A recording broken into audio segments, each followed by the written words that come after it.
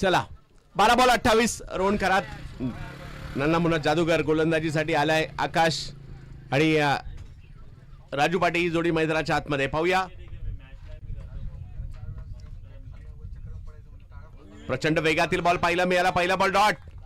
Yes, MPL खेळत असताना पहिल्याच मॅच मध्ये मॅन ऑफ द मॅच घेत असताना सिलेक्टर्सला नक्की स्वतःकडे लक्ष द्यायला लावलं होतं याच खेळाडूने. यावेळेला उसळता बॉल पाठीमागे जाईल आणि तिकडे निहाल तुसामध्ये आहेत. विकेट येताना पाहायला मिळेल आकाश काळेची. 10 बॉल 28.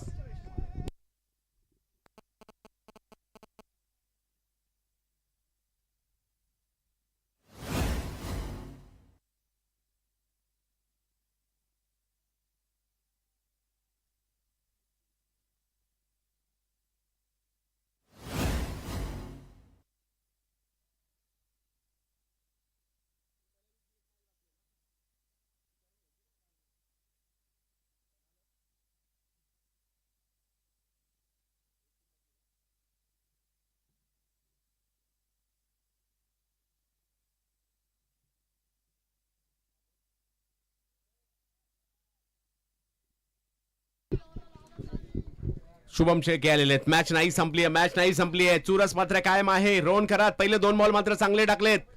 शुभमलाही प्रयत्न करावे लागतील. 10 बॉल मध्ये 28 धावांची आवश्यकता अजूनही. यावेळेला फटका समोरच्या दिशेने खेळण्याचा प्रयत्न त्या ठिकाणी केला गेलेला आहे.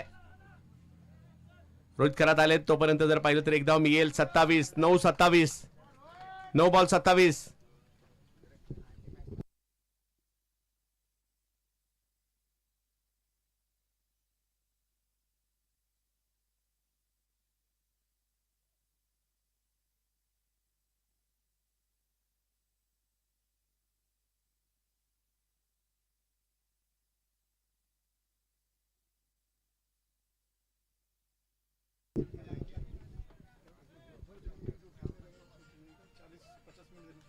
राजू पाटे हे ते नाव आहे शेवटच्या क्षणापर्यंत झुंज देणारे.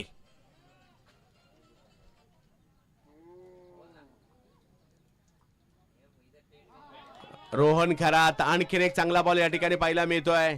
आता जर पाहिलं तर बॉल बाकी आहेत 8 आणि धावा करायच्या आहेत त्या 27. म्हणजे या 2 बॉलवर एक मोठा फटका आवश्यक आहे.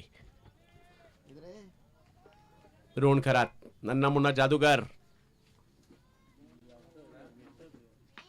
यावेळेला फटका चांगला पाहायला मिळतोय. लॉंग ऑफचे फिल्डर त्या ठिकाणी येतात. एक धाव तिकडे मिळेल. 26 पाहिजे 7 बॉल मध्ये 26.